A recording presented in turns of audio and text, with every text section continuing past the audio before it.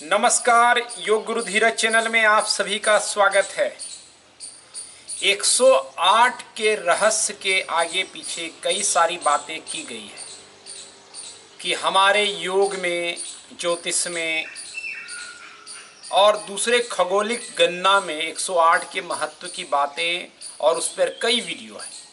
लेकिन योग का कंसर्न कहीं बाहर के जगत से ज़्यादा अंतर जगत से है कि 108 का हमारे शरीर से, हमारे मन से, हमारे प्राण से क्या लेना देना है। और अगर हम उस चीज को नहीं समझ सकें तो भले ही हाथों में 108 की माला लें या उंगलियों में जाप करें, उसका कोई महत्व नहीं रह जाता। लोग बताते रहे, बड़े बड़े मठाधीश हैं, ज्ञानी लोग हैं, वो बता रहे हैं कि 108 गुना पृथ्वी का जो व्यास है, डायमीटर है, उसको मल्टीप्लाई कर दीजिए 108 बार तो आप जितनी दूरी सूर्य और पृथ्वी की है उतनी है। इसीलिए 108 का महत्व है। क्योंकि 108 इसीलिए महत्वपूर्ण है क्योंकि जब समुद्र मंथन हुआ तो 54 देव थे और 54 दानव थे, इसीलिए 108। इसका सीधा ये तो गणित का एक संयोग है जिसको हम जोड़ जोड़ करके बताने की कोशिश करें। उसे 108 के पीछे की जो दार्शनिक और आध्यात्मिक दृष्टि है, योगिक दृष्टि है, वो कहीं प्रकट नहीं हो पाता। लेकिन वशिष्ठ योग आश्रम इसी चीज को परत दर परत सहजता में आपके सामने प्रकट करना चाहता है। तो आज हम समझेंगे कि 108 के पीछे का शरीर, प्राण और मन के साथ क्या तालमेल है। शास्त्र ने कहा, और जो टेक्स्ट मिल रहा है वो आप स्क्रीन पे पढ़ पाएंगे, उसको मैं पढ़ने की व्यर्थता नहीं करना चाहता हूं, आप समझ लीजिए। श्लोक कहता है कि जो मानव शरीर है वो 96 यानी 96 अंगुल लंबाई का है। मतलब वो लंबाई हर व्यक्ति के हिसाब से। और प्राचीन जो भी आंकड़ा था नाप करने का, उसमें अंगुल ही उसकी एक यूनिट थी, इकाई थी। अर्थशास्त्र में भी इसकी चर्चा है और एक अंगुल और इस तरह से एक धनुष के बारे में बताया गया है कि उसकी माप कितनी है। इस तरीके से अलग अलग जगह है। चाहे मोहनजोदड़ो सभ्यता में हो तो उसमें भी जो अंगुल को ही एक इकाई बनाया गया है। तो अंगुल की जो आज के मॉडर्न टाइम के हिसाब से जो आंकड़ा निकाला गया वो 1.6 और डॉट डॉट करके सेंटीमीटर के करीब है। कहीं कहीं पे 1.76 डॉट डॉट करके है, तो इसके करीब करीब है। तो उस हिसाब से जो हमारे योग शास्त्रों ने कहा कि मानव का शरीर 96 अंगुल का है। लेकिन इसके बाहर जो प्राण का जो आवरण होता है, जो हमारे चारों तरफ प्राण है, औरा आप भी आजकल के शब्दों में कहा जा रहा है कहीं कहीं, लेकिन यौगिक शब्दावली अलग है। वो शरीर के लेयर से 12 अंगुल और ज्यादा एक्सटेंडेड है, यानी फैलाव लिया हुआ है। तो 96 और 12 को जोड़ करके आप क्या बनाते हैं? 108। और यहीं से इसका तालमेल है कि शरीर का 96 और प्राण का 12, इस टोटलिटी में 108 है, वो संपूर्ण है। और इसलिए हमने कहा कि माला में जो 108 हैं, अगर आप 108 माला करते हैं तो वो संपूर्ण कहलाता है। लेकिन इसके पीछे का जो दर्शन है वो कहीं और था, वो सिर्फ काउंटिंग तक सीमित नहीं था। उसको समझेंगे उससे पहले एक चित्र को मैं आपको समझाना चाहता हूं, तो इससे आप योग की दृष्टि को समझ पाएंगे। ये एक पिक्चर को तैयार किया है, आप देख लीजिए। इसको छोटे साइज में करें तो आपको और दिखेगा एक पूर्णता में। हाँ, तो आप देख रहे हैं ये एक पूर्ण तस्वीर है, कट रहा है। तो ये जो आप बाहर का नीला घेरा देख रहे हैं, ये प्राण मैंने लिखा है इसमें, और जो ये वाइट घेरा है ये शरीर है। तो शरीर की ये जो एरिया है वो 96 अंगुल का है, और उससे भी 12 और ज़्यादा अगर आप बढ़ेंगे तो वो प्राण का होता है। तो इस तरह जो प्राण जो है वो 108 अंगुल आवरण हमारे चारों तरफ लिए हुआ है। अब इस दूसरे तस्वीर पर हम नज़र डालें। एक और मैं तस्वीर आपको दिखाना चाहूँगा तो उससे चीज़ें और ज़्यादा क्लियर होगी। ये तस्वीर देखिए। अब जब आप योग अभ्यास करेंगे तो योगिक अभ्यास, चाहे आसन हो, प्राणायाम हो, ध्यान हो, जाप हो, कुछ भी हो सकता है, तब उसमें आपका जो प्राण आउटर लेयर में था रखा हुआ वो सब शरीर के अंदर विराजित हो गया। ये देखिए, ये प्राण है। अब अंदर ब्लू पूरा हो गया और बाहर जो व्हाइट एरिया दिख रहा है वो पूरा शरीर है। ये यौगिक स्थिति है कि योगी का शरीर ऐसा होगा जो प्राण से भरा पड़ा होगा। तो ये दो चीजों को आपने समझा कि प्राण पहले क्या है, बाहर के लेयर में अवस्थित है। शरीर 96 अंगुल पर है तो प्राण उससे और 12 अंगुल पर है। इसलिए 108 जो हमारे ऋषि मुनियों ने बार बार कहा वो एक इशारा था कि प्राण को मत भूलना।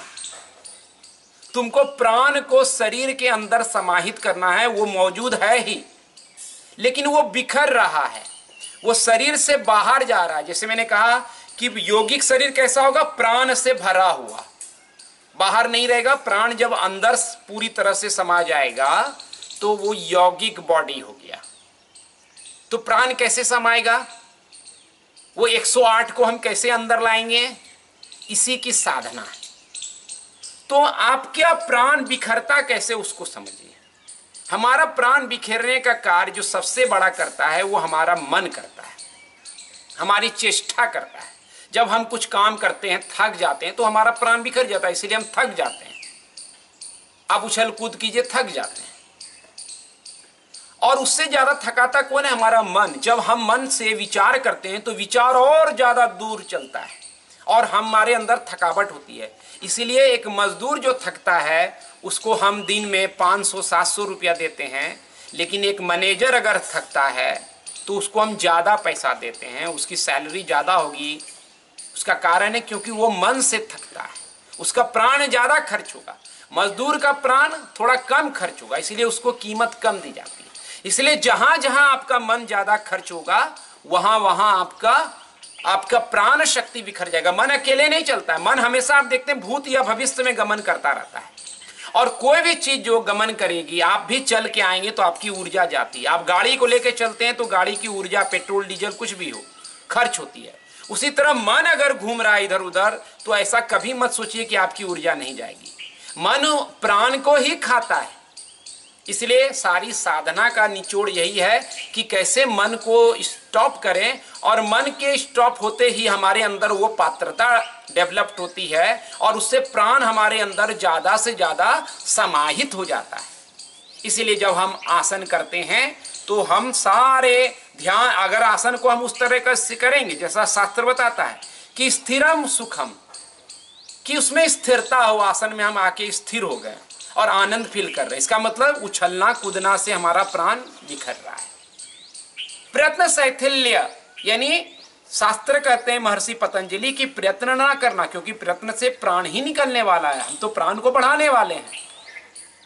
तो इसीलिए प्रयत्न शैथिल्य। अनंत समापत्ति व्यायाम, यानी आसन में स्थिर होकर के एकाग्र हो जाना, ध्यानस्थ हो जाना, तब जो प्राण बाहर में है आवरण लिए हुए वो अंदर समाहित होने लगेगा।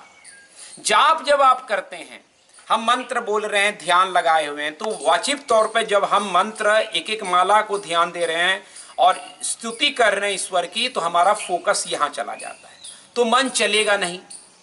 कई तरीके हैं मन को रोकने का, ये एक तरीका जाप है। तो उससे क्या होता है कि हम अपने प्राण को ज़्यादा अंदर समाहित कर पाते हैं। लेकिन मैकेनिकल होता है, आप देखते होंगे मंदिरों में या कई जगह पर लोग बैठे हुए हैं, वो माला ले लेते हैं, आपको देखते रहेंगे और ऐसे ही जाप करते रहेंगे, चारों तरफ देख रहे हैं, घूम रहे हैं। आपको बोलेंगे इधर जाओ, इधर मत आओ।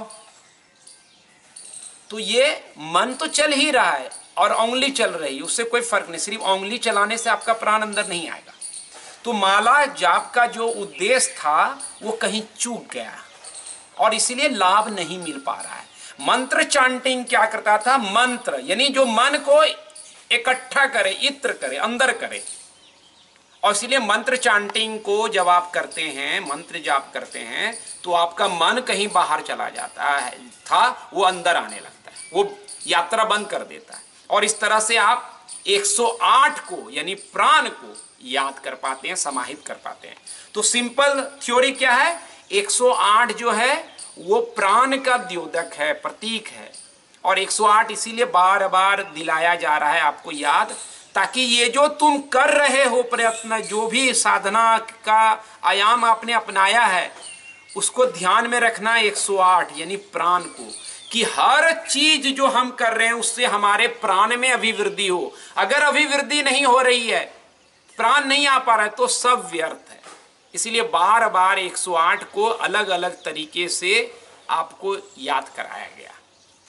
बताया गया कि जो 12 राशियां हैं, 9 ग्रह हैं, उनको भी आप मल्टीप्लाई करेंगे तो 108 होता है। लेकिन ये सब बाहर बाहर की बातें हैं, आंतरिक बात यही है। इसीलिए जो योग शास्त्र बताता है, वशिष्ठ योग आश्रम उसी को लेकर के चल रहा है कि हम आसन में, अब प्राणायाम में भी खींचते हैं, प्रयत्न करते हैं, तो यहां शास्त्र कहता है, महर्षि पतंजलि, प्रयत्न ना करना, उससे तो प्राण और समाप्त होने वाला है। धीमे सांस लेंगे, लंबी गहरी होगी, तभी तो प्राण का आयाम होगा। आयाम का 2 अर्थ है, एक अलग अलग संस्कृत में अलग अलग मीनिंग है। विस्तार करना यानी शरीर के तल पर विस्तार करना, और कहीं कहीं पे इसको मतलब कहा गया है कंट्रोल करना, नियंत्रित करना। तो प्राण बाहर नहीं जाए, अंतस में समाहित हो जाए, इसको नियमन जो कहा गया, कंट्रोल क्या है, उसको आयाम के शब्द में कहा गया, यही प्राणायाम है। इसलिए जो जो आप प्राणायाम करते हैं उसमें जितना आप स्लो डीप ब्रीदिंग करें, अनुलोम विलोम प्राणायाम, उज्जयी प्राणायाम, भ्रामरी प्राणायाम, वशिष्ठ प्राणायाम, ओंकार, भ्रामरी, जो भी, वो उतना हितकारी है। लेकिन बताया आपको क्या जाएगा? कपालभाति, जल्दी जल्दी सांस। तो ये जल्दी सांस से प्राण कभी आयाम आपका नहीं होगा, क्योंकि आप इसमें बहुत सारा प्रयत्न कर रहे हैं। अनुलोम विलोम में जल्दी सांस खींच के करेंगे तो प्रयत्न होगा, फिर प्राण नहीं आएगा। बहुत धीरे से सांस लेंगे,